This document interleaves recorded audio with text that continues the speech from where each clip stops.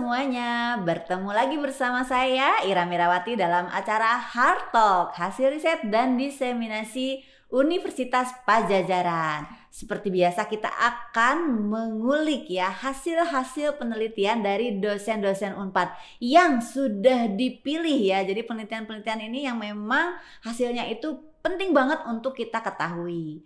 Nah, hari ini kita akan membahas tentang satu tema yang penting sekali ya, mengenai budaya risiko di pemerintahan pusat dan daerah. Apa sih budaya risiko? Ada apa dengan pemerintah pusat dan pemerintah daerah? Bagaimana nanti budaya risiko yang ada di mereka? Sudah hadir bersama saya salah satu dosen kebanggaan Universitas Padjadjaran, Dr. Dini Rosdini, MAK, AKCA. Betul ya saya baca gelarnya ya? Betul, Bu Ira. Oke, nah selamat pagi Bu Dini. Selamat pagi Bu Ira, terima kasih. Oke, ini nanti kalau saya terceletot manggilnya nggak Bu Dini tapi Teh Dini Oh nggak apa-apa, saya lebih senang. Jadi bahagia gitu ya. Tadi biar muda terus. Memang terlihat muda Teh. Tuh kan? Nggak apa-apa, Teteh aja. Oke, nah boleh mungkin diperkenalkan ke para penonton Bu Dini ini dari fakultas mana, terus concernnya selama ini tentang apa kepakarannya. Silahkan. Baik, terima kasih Ibu Ira. Saya Dini Rosdini, saya dari Fakultas Ekonomi dan Bisnis di Departemen Akuntansi. Kepakaran saya di akuntansi keuangan, di GRC, Governance, Risk Management and Compliance, juga di akuntansi sektor publik. Gitu. Ya. Berarti penelitian ini benar-benar core kepakarannya ya. Alhamdulillah. Oke. Nah, sebenarnya nih sambil saya berdiskusi dengan Bu Dini hari ini juga sayanya juga sambil belajar ya sebenarnya. Sama, saya juga belajar dari Bu Ira. Oke. Bu, boleh diceritakan nggak sebenarnya ini penelitian tentang apa ya? Ya, jadi ini itu sebetulnya adalah penelitian tentang bagaimana mengimplementasikan manajemen risiko di sektor pemerintahan. Jadi kan memang manajemen risiko ini sudah menjadi suatu keharusan gitu ya, terutama kalau di industri keuangan itu sudah cukup lebih lama ya menerapkan manajemen risiko, apalagi kalau di sektor perbankan itu udah jauh lebih lama menerapkan manajemen risiko.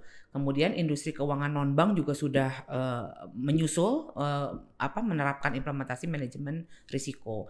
Kemudian sekarang sudah mulai menyebar ke seluruh industri dan juga ke pemerintahan. Nah, namun dari data, dari fakta, dari observasi saya yang memang concern di bidang itu gitu. Jadi kalau untuk maturity penerapan manajemen risiko tuh untuk sektor private pun, sektor swasta pun masih beragam.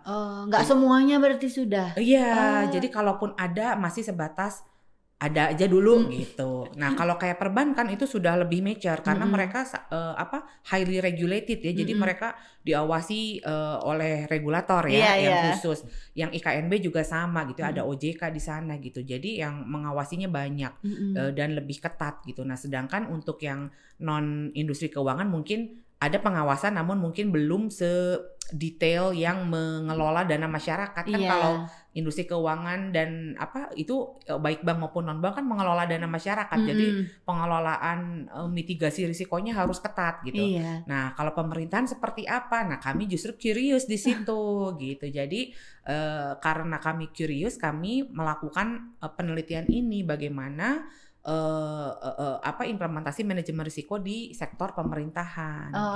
Baik. Nah, kalau penelitiannya ini sendiri apakah baru tahun ini atau memang sudah berjalan lama nih yang di lembaga pemerintahan, Bu? Nah, ini penelitiannya itu persis sebelum pandemi. Jadi pelaksanaannya ya, pelaksanaan kan kami menggunakan eksperimen. Jadi ini sebetulnya adalah kerjasama antara kami, antara dosen-dosen di Departemen Akuntansi Fakultas Ekonomi dan Bisnis Unpad dengan BPKP. Gitu, dengan BPKP yang di mana BPKP ini memiliki suatu program Center of Excellence di beberapa perguruan tinggi gitu. Nah, salah satunya adalah di Unpad gitu. Nah, kami diminta untuk membuat desain penelitian gitu, bagaimana implementasi manajemen risiko di pemerintahan itu bisa efektivitasnya bisa meningkat gitu. Nah, tapi mereka memang ada concern mengenai bagaimana sih budaya risiko itu bisa meningkatkan implementasi manajemen risiko. Nah, di situ kami godok, kami desain. Saya ketika itu memang menjadi ketua penelitinya gitu. Dan saya memandang bahwa budaya risiko ini kan sama dengan budaya perusahaan, mungkin Bu Ira di Vkom ini juga ya sangat bersentuhan dengan budaya gitu. Jadi budaya risiko itu juga sebetulnya bagaimana risiko atau awareness terhadap risiko itu sudah melekat di masing-masing individu gitu. Dan bagaimana setiap kegiatan yang dilakukan oleh masing-masing individu itu, termasuk salah satunya dalam menyusun anggaran, itu sudah memikirkan atau mempertimbangkan adanya risiko yang harus kemudian dia juga pertimbangkan mitigasinya. Nah itu. Oh, ngerti saya sekarang. Karena selama ini kalau berpikir tentang manajemen risiko, seolah-olah mungkin masyarakat menganggapnya itu adalah melulu bagian yang harus dilakukan oleh lembaga atau perusahaan. Betul. Ternyata tadi bisa budaya. Harusnya dari masing-masing melekat, mendarah daging. Yang masuk ke dalam tadi ya organizational culture itu ya, budaya organisasi. Jadi mirip dengan itu Bu, cuman dia awareness-nya terhadap risiko. Gitu. Kalau kita kan mungkin selama ini budaya organisasi lebih kepada bagaimana sih meningkatkan kayak bonding di antara mereka, teamwork terus suasana kerja yang pada ujungnya gimana meningkatkan kinerja. Nah, ya menarik sekali kalau ini adalah tentang bagaimana budaya risikonya. Betul, itu. Bagaimana setiap orang, setiap unit, setiap individu di dalam unitnya, unit kecil, unit naik ke unit yang terbesar itu dalam melakukan kegiatan operasionalnya itu memikirkan risiko. Kan misalnya kita dosen gitu. Ketika kita akan bekerja, risiko apa? Kita tuh harus udah mulai mengidentifikasikan risiko. Jadi ketika kita menyusun rencana kerja, itu harus sudah juga memikirkan risiko apa yang melekat di kita dan bagaimana memitigasinya gitu. Ini tuh seperti penyadaran ya. Jadi saya sendiri mungkin ketika mengajar pernah nggak sih kita berpikir maksudnya berpikir tentang risikonya gitu ya. Berarti kan ketika kita risiko misalkan ya, risiko ketika kita menuju ke kampus ada risiko kecelakaan gitu ya. Kemudian ketika di kelas kita ada risiko apa? Misalnya ada risiko salah menjelaskan yang kemudian efeknya menjadi besar misal gitu contoh yang berbau rasis misalnya atau misalkan teman-teman di fakultas kedokteran misalkan ketika lab ada risiko apa yang kemudian efek kesalahannya seperti apa gitu. Nah seperti itu tuh harus kita identifikasikan. Begitupun di perusahaan, di pemerintahan, every single activity itu seyogianya itu sudah difikirkan bagaimana risiko yang melekat atau inherent risk-nya dan how to mitigate gitu. Termasuk juga risiko terhadap bencana alam masuk? Oh iya, masuk. Saya paling pernah yang itu dong yang kepikiran. Jadi kalau lagi ngajar di kelas kita kan kalau gempa gitu ya. Kan kita sebagai yang muda tadi pasti dapat kelasnya paling lantai atas. Betul. Ya. Kumahanya ini gimana ya kalau gempa gitu ya. Kalau liftnya ngegebrus gitu ya. Nah, itu adalah salah satu bentuk risk awareness. Iya gitu. baik. Nah, risk awareness ini apakah cukup hanya aware saja gitu? Nah itu ternyata tidak cukup hanya aware. Dari aware dia harusnya mengejawantahkan ke dalam rencana ke dalam kegiatannya yang tercermin diantaranya adalah terhadap rencana kerja dan anggarannya. Oke. Gitu. Ya baik. Ya. Jadi kalau melihat dari paparan Bu Dinin tadi ini tuh benar-benar sesuatu yang penting, tapi bahkan mungkin ya banyak baik itu secara kelembagaan ataupun secara individual tidak menganggap itu bagian dari yang harus disiapkan. Betul, itu memang challenge-nya, challenge dari menerapkan manajemen risiko. Karena begini Bu Ira, enggak hanya di pemerintahan ya, bahkan di swasta gitu. Itu tuh dalam mengimplementasikan manajemen risiko itu masih challenging. Kumaha sih gitu, masih terlihat mungkin beberapa masih berpikir itu abstrak. Mungkin beberapa masih hanya sekedar dokumen dan laporan. Betul. Nah, di pemerintahan juga saya khawatirnya misalkan yang penting udah submit, yang penting sudah ada dokumennya, ada laporan manajemen risikonya udah. Nah, harapannya kan saya bisa dari hasil penelitian ini tuh bisa memberikan membuka, memberikan insight gitu ya, bahwa dalam menerapkan manajemen risiko tuh nggak sekedar ngisi dokumen dan kemudian submit laporannya gitu, tapi justru yang paling penting itu adalah bagaimana meningkatkan awareness, risk awareness terhadap seluruh unit dan individu di dalamnya gitu. Nah, jadi kita kalau gitu langsung pengen tahu nih, penasaran. Hasil penelitiannya waktu itu gimana? Nah, gini Bu, jadi saya itu kan ada 4 hipotesis ya. Jadi kalau secara ilmiahnya, tapi saya akan menjelaskan sepopuler mungkin ya. Jadi yang pertama itu salah satu bentuk dari budaya risiko adalah tone at the top. Bagaimana seorang pemimpin ya, pemimpin itu bagaimana dia bisa menggiring para bawahannya untuk bisa menerapkan manajemen risiko. Artinya si pemimpinnya juga harus aware dulu terhadap risiko-risikonya, gitu kan? Baik risiko beliau individu maupun risiko instansi secara keseluruhan. Nah, jadi tapi saya memang melihat tone at the top itu sudah di level tinggi. Jadi kalau misalkan di kementerian lembaga, saya ambil tone at the top-nya itu adalah menteri. Oh, baik.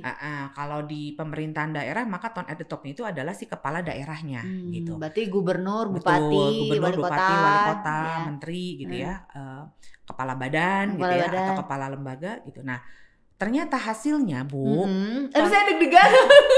untuk yang pertama, tone at the top teh nggak ngaruh. Oh, oke. Tidak berpengaruh kalau di pemerintahan gitu. Nah, ini uniknya gitu. Jadi ini uniknya, kenapa kok tidak berpengaruh di pemerintahan gitu. Namun itu kan secara statistik ya. Tapi kalau kita melihat, jadi kan saya pakai eksperimen Bu. Karena apa? Kenapa pakai eksperimen? Karena saya melihat budaya risiko itu adalah kumpulan dari behavior. Iya, betul. Nah, kalau behavior itu akan lebih tepat bila kita capture dengan metode eksperimen. Jadi tidak hanya sebatas persepsi, tapi harus tindakan dia apa. Makanya saya menggunakan eksperimen. Mungkin ini juga yang cukup menarik. Cukup menarik baik. Karena kan biasanya kalau penelitian tentang budaya pakai ngisi kuesioner ya. Kalau saya memandangnya jigana kurang. Ini nggak apa-apa ya campur karena kita Unpad ya. Nanti ada dikasih translate-nya. lihat ininya di bawah lihat teksnya, terjemahannya. Nah, karena pakai eksperimen, karena saya melihat ini adalah mengcapture kumpulan dari behavior, maka saya gunakan eksperimen. Jadi mereka itu Bu beneran si para partisipan teh adalah aparatur ASN yang berada di kementerian lembaga dan di pemerintah daerah. Nah, kemudian mereka diminta untuk menyusun rencana anggarannya, rencana kegiatan dan anggarannya. Jadi mereka dikasih sheet yang memang beneran mirip dengan dokumen anggaran yang memang mereka harus isi sehari-hari, gitu di pekerjaannya. Kemudian kita minta mereka isi gitu di dalam suatu laboratorium gitu. Nah, kemudian ada kondisi-kondisi di mana ini tone at the top-nya misalkan mereka dikondisikan bahwa pemimpinnya sangat aware dengan risiko, kemudian pemimpinnya itu sangat mengharapkan mereka betul, gitu ya. Terus kemudian kepemimpinannya itu mengayomi, mengajak gitu. Jadi nggak yang nyuruh-nyuruh aja dan lain-lain gitu ya. Jadi benar-benar yang intinya tone at the top-nya tuh tinggi. Jadi waktu eksperimennya tuh dinarasikan. Dinarasikan, dimunculkan sosok pemimpinnya. Oh, itu juga dimunculkan. Dimunculkan. Ini orangnya ketika nanti minta pendapat, dia akan enak, ketika ada yang salah dia akan menjelaskannya lebih enak gitu ya, secara psikologisnya enak, nyaman. Dia juga selalu mengingatkan untuk aware terhadap risiko dengan caranya yang baik gitu. Di kelompok yang berbeda itu tone at the top-nya rendah. Jadi pemimpinnya cuek gitu ya, kemudian pemimpinnya juga tidak aware terhadap risikonya, kemudian cenderung kalau dimintain pendapat cenderung ya memberikan jawabannya nggak memuaskan, betul gitu. Nah, ternyata hasilnya kalau yang tone at the top-nya baik, tinggi, kalau di pemerintah pusat itu ternyata si rencana anggaran itu yang mereka isi itu lebih banyak mempertimbangkan aspek risiko. Berarti udah sesuai ekspektasi. Oh, berarti yang tone at the top-nya tinggi, dia cukup memberikan dampak untuk mereka menjadi aware gitu. Oh, berarti di kegiatan ini kita harus mempertimbangkan, misalkan salah satunya itu misalkan membuat jalur untuk yang penyeberangan untuk yang handicap, untuk yang difabel. Itu kan dia sudah mempertimbangkan risiko. Terus kemudian dia ada yang kegiatannya misalkan membuat bangunan yang memang tahan gempa dengan kadar berapa lah, saya nggak paham secara teknis, sudah ada ditulis sama dia, berarti kan dia sudah aware. Nah sementara yang tone at the top-nya rendah itu memang mereka sedikit untuk mencantumkan kegiatan-kegiatan yang sudah mempertimbangkan risiko. Nah namun secara statistik itu tidak signifikan untuk yang pemerintah pusat. Kalau yang pemerintah daerah kebalikan, Bu. Jadi semakin tone at the top-nya tinggi, mereka enggak justru gitu. Nah, itu itu uniknya. Ternyata gitu ya, setelah tim peneliti juga wawancara kita gali gitu ya. Mungkin ada pengaruhnya di mana kalau di pemerintah pusat, menteri itu kan yang milih presiden. Oh iya. Ya dipilih oleh presiden. Beliau itu kan dipilih berdasarkan kompetensi gitu ya. Ya mungkin ada unsur politik juga ada, tapi kan pasti walaupun unsur politik ada aspek kompetensi yang di merit system lah mereka ini. Nah sementara kalau kepala daerah itu kan dipilih oleh rakyat gitu. Jadi yang penting kalau di pemerintah daerah sebetulnya perangkatnya yang udah siap. Jadi regardless pemimpinnya seperti apa, mereka akan jalan secara kayak autopilot lah gitu sebetulnya untuk manajemen risiko ya Bu ya gitu. Jadi berbeda dengan di pemerintah pusat gitu. Jadi kalau di pemerintah pusat menterinya siapa itu akan berpengaruh gitu. Walaupun secara statistik enggak ya. Artinya ya memang sebetulnya kalau secara keseluruhan hasil penelitian ini sih budaya risiko itu sebetulnya enggak tergantung banget ke pemimpin. Gitu. Yang penting mereka aware. Nah, karena saya punya variabel yang kedua, bagaimana risk profile atau profil risiko itu diinformasikan kepada para individu di masing-masing unit. Itulah pentingnya memberikan informasi, unit kita tuh hasil identifikasi kita ada risiko segini ini. Yang ini unit B punya risiko ini. Di situ mereka aware. Berarti harus masuk ya di anggaran kita teh kegiatan-kegiatan ini yang memang itu kegiatan tujuannya untuk memitigasi risiko-risiko yang ada di kita gitu, Bu. Nah, pertanyaannya kan sekarang siapa yang kalau begitu harus membuat risk profile-nya tadi, Bu? Nah, risk profile itu kita tuh sistemnya adalah bottom up. Jadi kita dibuat oleh ada yang namanya risk owner, Bu. Pemilik risiko itu adalah sebetulnya masing-masing unit terkecil. Orangnya berarti. Kemudian dia diturunkan kepada orang. Iya. Nah, si orang di unit-unit inilah nanti yang mereka akan mengidentifikasikan gitu. Mungkin kalau di levelnya fakultas berarti misalkan prodi. Prodi unit terkecilnya. Prodi itu harus sudah mengidentifikasikan risiko. Prodi kan ada orang-orang di dalamnya, ada kaprodi, ada staff. Nah, kita yang mencoba mengidentifikasikan. Lalu nanti level departemen gitu ya, level fakultas. Nah, nanti seharusnya itu tuh akan dilakukan konsinyiring. Jadi dilakukan konsinyiring untuk konsolidasi risiko-risiko apa yang teridentifikasi dari masing-masing unit, digabung. Itulah yang namanya risk profile. Risk profile tadi. Iya. Saya gitu. Kayak sepertinya belum punya ya. Nah itu sih saya juga jadi. Nah inilah fungsinya risk awareness, Bu. Jadi ini saya dalam rangka risk awareness berarti gitu. Jadi saya termasuk yang diberikan penyadaran juga ya. Nah itu jadi kalau kita si aparatur gitu ya, si individu, si pekerja itu ketika diberikan informasi kita tuh punya risiko ini loh, instansi kita secara keseluruhan, unit kita punya risikonya ini, itu akan meningkatkan efektivitas implementasi manajemen risikonya. Jadi mereka akan aware, mereka dalam kegiatannya akan memasukkan itu, mempertimbangkan itu. Kalau sebelumnya kalau tidak ada risk profile itu kemungkinan mereka seperti hanya mengawang-awang saja ya. Nggak akan ngeh, Bu.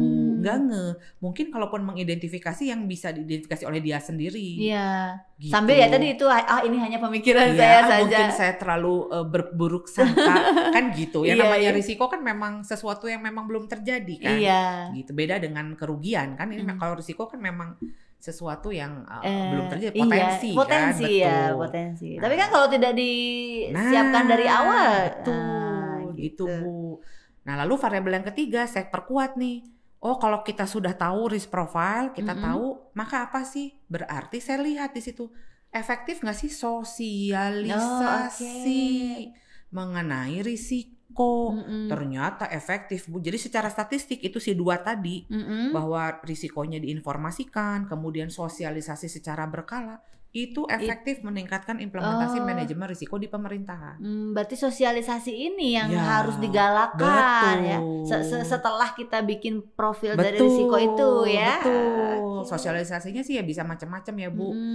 Apa nyimpen di banner di setiap lift, di setiap lantai, atau nanti pemimpinnya sosialisasi lah secara berkala. Itu setiap kali apel, setiap kali pertemuan rapat gitu ya. Betul Bu. Jadi ternyata kalau di pemerintahan nggak bisa ngandelin tone at the top. Kalau yang riset sosialisasi itu berarti di eksperimennya saya umumin, iya. Jadi kita ada break dulu, kemudian kita lakukan sosialisasi, kemudian mereka disuruh ngerjain lagi si anggarannya. Jadi kan mereka aware gitu ya. Iya. Jadi itu. Lebih kan kalau sosialisasi di dalamnya udah ada kata-kata persuasifnya udah di situ saya kayak bikin semacam brosur. Risknya kita tuh ini, kenapa kita harus aware dengan risiko ini. Langsung mereka tuh jadi langsung lengkap Bu. Anggaran untuk kegiatannya langsung mereka mempertimbangkan risiko dengan sangat lengkap. Iya. Karena mereka iya. Karena kan kalau di sosialisasi ada call to action-nya tadi ya, atau panggilan untuk betul. Jadi memang manajemen risiko ini it's a matter of awareness. Iya. Awareness karena mereka belum terbiasa. Jadi mungkin hanya sekelebat di hati aja. Nih kayaknya kalau gempa gimana? Udah aja gitu. Ini kalau perusahaan bangkrut gimana? Atau kalau pemerintahan, kalau ini ada nggak bisa melayani masyarakat gimana? Atau ada masyarakat yang komplain gimana? Iya, itu ya kalau tidak dipersiapkan kan nanti penanganannya yang akhirnya tidak terstandar ya. Betul. Ada masih satu lagi ya variabelnya ya? Itu sebetulnya variabelnya udah 3, namun di hipotesis yang keempat itu kami mencoba menginteraksikan gimana tone at the top dengan si namanya informed risk decision yang tadi si risk profile-nya diliatin sama sosialisasi, ngaruh nggak sih kalau diinteraksiin, ngaruh nggak ke implementasi manajemen risiko? Ternyata enggak. Mungkin gara-gara si TAT-nya, si tone at the top-nya dia nggak ngaruh gitu Bu. Jadi kalau dia berpengaruhnya secara parsial ya. Betul. Jadi ternyata ini juga cukup unik ya. Mungkin karena itu juga ini alhamdulillah kan memang publish di jurnal bereputasi tinggi ya. Jadi di Q berapa Bu? Q1. Q1. Alhamdulillah gitu. Sekali lagi ya buat yang belum memahami tentang jurnal internasional.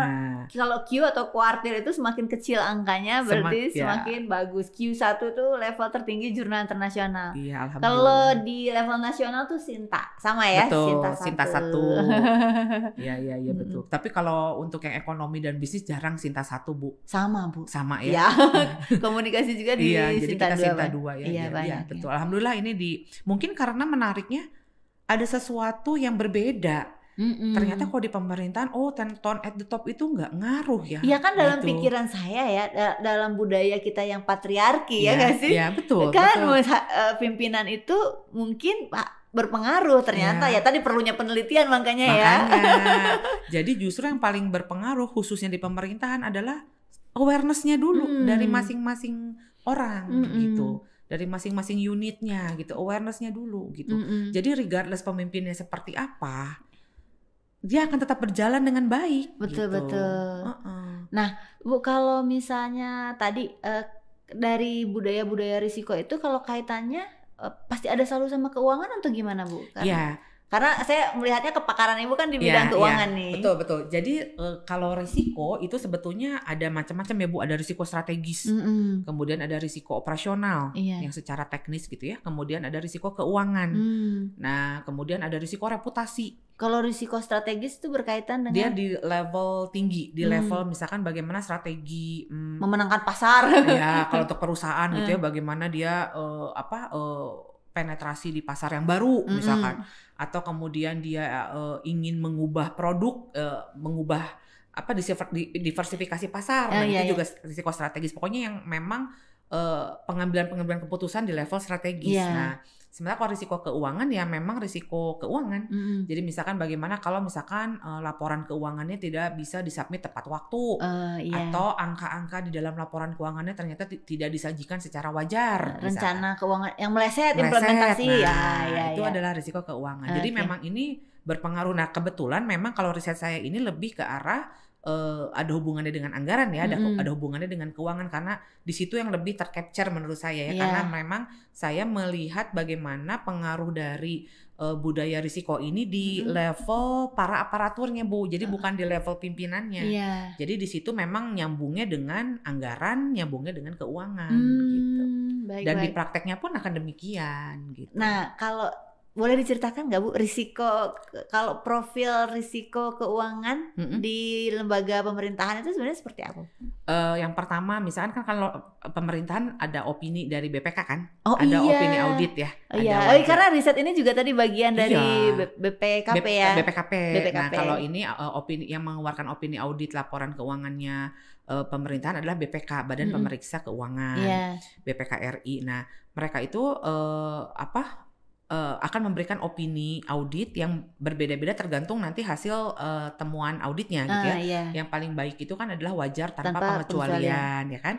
Ada wajar dengan pengecualian, ada tidak memberikan opini, dan ada tidak wajar gitu. Nah itu adalah salah satu risiko juga gitu. Risiko yang harusnya teridentifikasi. Berarti kan kalau misalkan suatu instansi ada risiko bisa jadi kita diberikan opini tidak wajar gitu. Nah berarti kan harus dimitigasi, ada apa yang harus diperbaiki gitu. Pernah menimpa salah satu kabupaten ya Bu ya waktu itu yang rame ya kan. Nah itu adalah risiko Bu, risiko keuangan. Kemudian misalkan ada risiko berikutnya adalah misalkan PAD-nya, pendapatan asli daerahnya untuk pemerintah daerah ya, misalkan PAD-nya misalkan tidak sesuai target gitu kan, atau ada angka-angka di dalam laporan keuangan yang misalkan tidak wajar, yang sebetulnya sih udah akan tercapture oleh auditor sih gitu, cuman itu bisa menjadi risiko gitu Bu. Dan ketepatan waktu untuk submit laporan keuangan gitu. Dan dengan kita membuat profilnya tadi sudah teridentifikasi dari awal ya, sebenarnya bisa kedetek gitu, wah ini kita akan begini gitu. Betul Bu. Tapi Bu itu bukannya nanti malah membuat kita, karena ini katanya sama keuangan gak sih Bu? Kalau yang risiko operasional kan kita membuat strategi menghindari gitu ya, atau mengatasi ya, mitigasi tadi kan. Kalau keuangan mitigasinya nanti bukan mengelola laporannya supaya bisa diterima atau gimana? Nah, berarti kalau misalkan dia contoh dia ada risiko opini audit dari BPK-nya misalnya tidak wajar gitu. Apa yang dilakukan mitigasinya? Mereka harus menerapkan akuntansi sesuai standar. Kan ada standar akuntansi pemerintahan, ada SAP. Nah, itu yang harus diterapkan dengan benar bukan gitu. Mencari celah. Justru SAP-nya itu harus diterapkan dari mulai pengakuan, pengukuran, pengukuran dan juga presentasinya, penyajiannya gitu. Itu harus sesuai standar gitu. Makanya itu harus dilakukan. Perlu, jadi manajemen risiko itu bukan di akhir ya Bu, jadi harus dari Artinya gini, kalau misalkan si pemerintah tersebut ya, Pemda tersebut, aduh kita kekurangan akuntan, jadi nggak ada orang yang mungkin nggak bisa bantu memahami bagaimana isi SAP, standar akuntansi pemerintahan. Ya berarti kan dia akan punya anggaran atau kegiatan hire atau akuntan gitu, atau misalkan pakai bikin pelatihan. Nah itu nyambungnya ke situ Bu. Disitulah nyambung kenapa kegiatan yang mempertimbangkan risiko itu. Jadi ya tadi ya nggak asal anggaran juga asal di awal, nanti di akhir sibuk gimana cara menghabiskannya.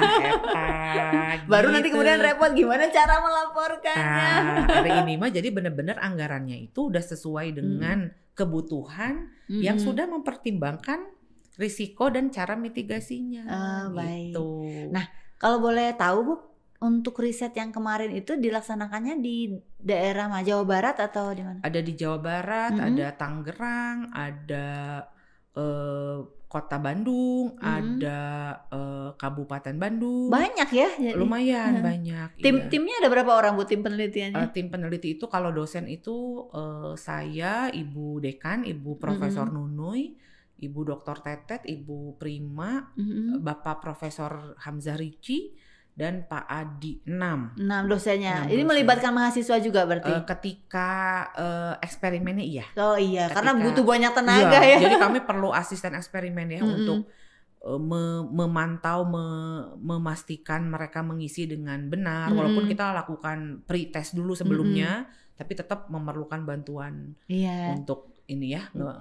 Pelibatan mahasiswa ya. Betul. S1, S2, S3? S1 dan S2. Oh iya. S1 dan S2. Terus pas ketika bikin laporan untuk kan perlu literatur review, itu juga kami melibatkan mahasiswa. Ayo cari jurnal, bantu cari jurnal, terus nanti kita bareng-bareng bahas. Sambil berlatih juga ya mahasiswanya. Iya, jadi mahasiswanya berlatih, alhamdulillah. Itu menarik sekali ya Bu. Sebenarnya saya masih pengen nanya, saya punya beberapa pertanyaan lain, misalnya tentang contoh yang sudah menerapkan budaya risiko yang bagus itu. Lembaga mana gitu ya, baik swasta ataupun daerah dan lain-lain. Tapi ternyata waktu kita sudah habis, saudara-saudara. Mudah-mudahan nanti kita bisa sambung lagi ya. Jadi ada banyak yang bisa kita gali loh. Karena tadi kan risikonya meskipun Ibu fokusnya di keuangan, tapi kan dia dengan yang lain juga ya. Betul. Risiko operasional dan lain-lain. Berkaitan, iya. Nah, mudah-mudahan nanti tim Hard Talk ya kita bisa undang lagi Bu Dini untuk lebih jauh lagi. Karena ini tuh tadi ya penyadaran juga pada masyarakat secara umum sepanjang kita bergabung ke dalam sebuah organisasi, bekerja di lembaga pemerintahan atau swasta, kitanya sebagai individu juga ya mesti memahami tentang budaya risiko itu ya, tadi seperti disampaikan Bu Dini di awal ya. Betul. Baik, saya lagi Bu Dini, ini sebenarnya masih banyak yang ingin ditanyakan tapi waktu kita habis. Mungkin Bu Dini ingin menyampaikan sesuatu kepada para penonton, silakan. Ini penontonnya tuh umum ya? Umum. YouTube kita ada yang mahasiswa, ada dosen yang nontonnya. Wih, keren. Yang ingin saya sampaikan adalah bahwa kalau hubungannya dengan yang tadi kita bahas, kita masing-masing pun sebetulnya memiliki risiko ya. Jadi memang risk awareness terhadap apapun yang kita lakukan itu adalah suatu menurut saya keharusan gitu ya. Jadi sehingga kita bisa memitigasi dengan baik gitu. Tapi kalau untuk Hard Talk ini saya ingin memberikan kesan keren banget, acaranya keren, programnya keren gitu, dan saya sangat mengapresiasi ini studionya Vkom Unpad. Vkom Unpad. Nanti kapan-kapan kita adakan tour studio. Iya boleh, saya nanti ikut ngintil. Tadi aja saya pertama masuk udah langsung terkesima dan ya gitulah, kayak Nyi Iteng baru masuk kota gitu. Begitu barangkali Bu Ira, terima kasih, thank you for having me, terima kasih sudah mengundang, terima kasih sudah memilih saya sebagai salah satu kontributor untuk bercerita ya tentang diseminasi hasil riset. Semoga ada manfaatnya, terutama kepada kalau saya ini memang tujuan utamanya kontribusinya adalah memberikan insight kepada para pemerintahan gitu, tapi juga ini tentunya akan memberikan mudah-mudahan memberikan kontribusi wawasan juga kepada kita semua, karena risiko itu memang sesuatu yang tidak bisa kita hindari ya. Iya. Jadi potensi yang memang lebih baik sedia payung sebelum hujan. Oke. Baik, sekali lagi terima kasih Bu Dini sudah bersedia untuk berbagi pengalaman penelitiannya di Hard Talk. Kita bertemu lagi pada Hard Talk edisi berikutnya. Terima kasih. Assalamualaikum warahmatullahi wabarakatuh. Waalaikumsalam. Terima kasih.